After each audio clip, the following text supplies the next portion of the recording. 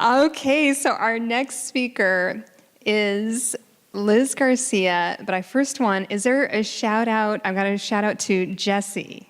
Is Jessie? Yes, Jessie! Okay, there's a story here. Jessie, talk about an amazing friend. She flew all the way from Georgia to support her friend Liz. I mean, is that not like special? So thank you, Jessie. We're glad you're here.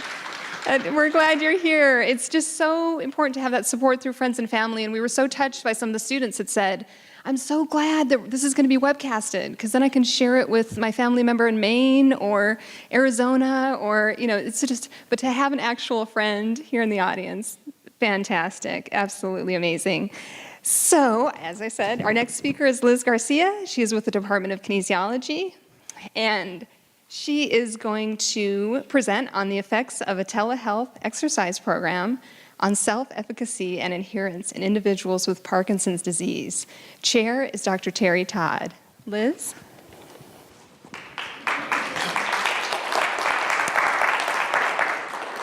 Hello, everyone. Welcome. So before we begin, I want to ask you all a few questions. All right, so I want you all to raise your hands if you all got here independently. And what I mean by independently is you got in your cars, you rode a bike, you walked here. Let's go ahead. Raise those hands. All right, hands up. Okay. Keep those hands raised if you got a ride from someone. Okay. Keep those hands raised if you got a ride because you had a physical limitation. Well, for thousands of individuals in the United States, this is a reality. They have physical limitations that keep them going from point A to point B. And what population do you think I'm talking about? Well, this population we've all encountered, and it's near and true, they're near and true to our hearts. I'm talking about the older population, the 65 and over crowd, or as we like to refer to them as the baby boomer generation. And the baby boomer generation has seen an increase from 2000 to 2010, 15% increase in the population. And as of 2000, there's about 2010, there's been about 40.3 million people in the United States 65 and over. So as you and I don't think that there's a limitation with getting to point A to point B, this 65 and over population might see difficulties getting to the grocery store and having to get a ride to go to their doctor's appointments. And there's a specific disability that targets the 65 and over crowd. That disability is Parkinson's disease. And Parkinson's disease is a neurodegenerative disease. What I mean by neurodegenerative is that there is a degeneration in a chemical in our brain that affects the way we move, our sleep patterns, and as the disease progresses, begins to affect more of our activities of daily living, things that you and I would take for granted, such as brushing our teeth or even driving our car. So why is this important? Why is this relevant? Well, people with Parkinson's disease are 20 to 30% less active and less engaged in exercise than their healthy peers. And most importantly, people with Parkinson's disease also have activity limitations due to fear of falling. And why is that relevant? Well, as you and I know, decreases in physical activity lead to further health complications. So now we have a sedentary population, and they're not getting out. And now we're going to see more of this domino effect happening in their health. It's going to start leading to further health complications. So when it came time to start thinking about my thesis, I was like, well, I want to think of something where I can bring exercise to people who may be less apt to leave the house. So a conversation I remember having with my undergraduate mentor, Dr. Stephen Loy, about filling the gap and making that your own. And through another conversation that I had with a senior graduate mentor, we came to thinking about how we could fill the gap between the community and exercise. And that's something we need to bridge. So I thought, well, maybe I can do an exercise program for people in their home who are less apt to leave the house. So I got to thinking, okay, well, that's probably already been done before. But what if we use the most interconnected resource available on this earth, the internet? And before I begin talking about my thesis, I want to talk to you all about telehealth. So what is telehealth?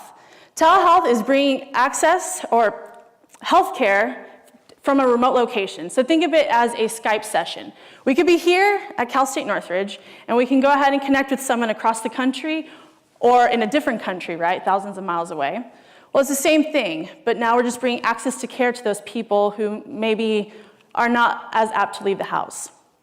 So how do you think I'm going to combine all this together? Well, I would like to I'm creating an exercise program, 12-week exercise program for people with Parkinson's disease that focuses on their balance, their strength, and mobility. And I'm going to be comparing two groups. Group A will have an exercise manual, be very similar, or actually the exact same as the other group. And this exercise manual will have all types of exercises that they can follow on their own.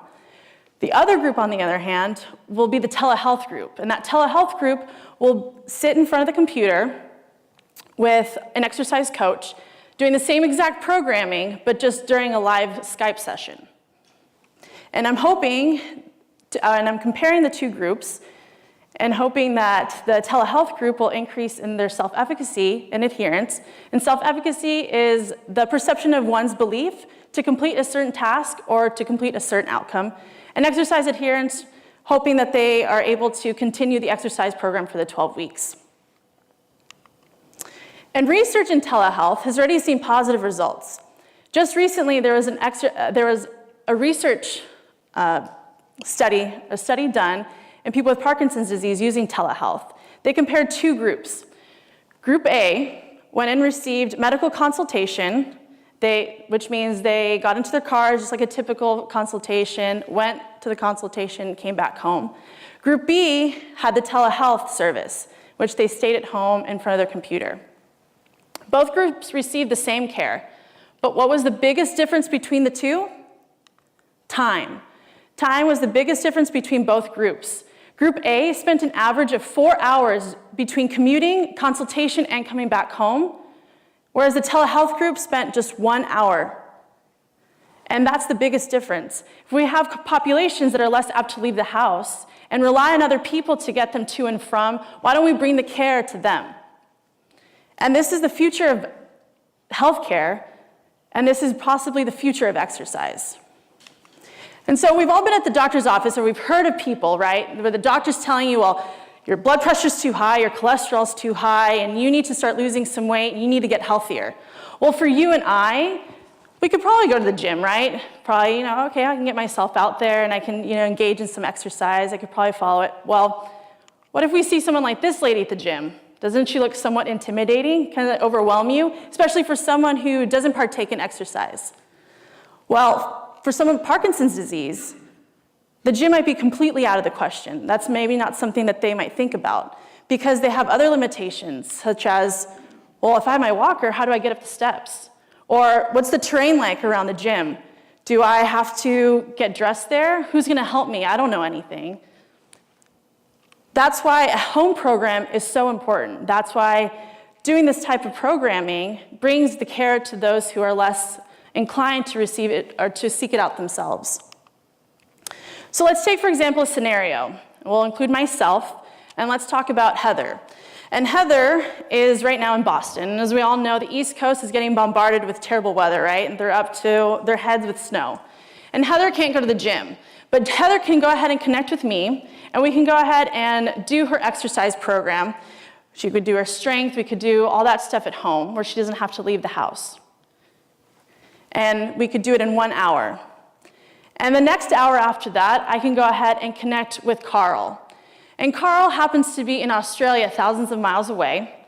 And Carl has stage 4 Parkinson's disease. And Carl, of course, is going to have a little bit different exercise program than Heather did. And we can work on Carl's goals and Carl's needs. And in just 2 hours, I have touched the lives of 2 different people, but with the same goal in mind, to better themselves. That's essentially all I really want to do. I want to just help people who can't help themselves. And I want to be able to reach out. And by using technology, I can be able to do that. I can reach out to people, which would almost be virtually impossible if I try to do it without technology. That's why I can't wait to start my research, and I'm so excited to go ahead and see if this type of programming helps motivate people to exercise. And this is where I fill the gap and fulfill my ambition to help others. How will you fill the gap? Thank you.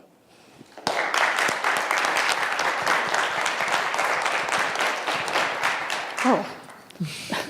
Thank you, Liz. One of the first questions that come to my mind is telehealth, and how would you reach individuals that, one, the 65 and older individuals that are not computer literate, and two, the ones that do not speak English? Very good questions. So for the purpose of this thesis right now, we would like to just start it off to see if this is even feasible in people with Parkinson's disease. So part of our inclusion criteria is that they have some sort of, they know how to use a computer and stuff like that, just to see if we can get some baseline working from there. And the other question, I'm sorry, was? Language. The language barrier. Well, fortunately, I speak Spanish, but other languages, different countries, different languages could be a barrier. But for right now, we want to focus on those who just can communicate and write in English. Thank you.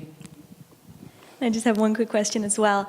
When you're planning to do the telehealth, which I think would be a great idea for getting people that might not otherwise be able to participate, are you thinking of, is there any equipment that you would require them to have?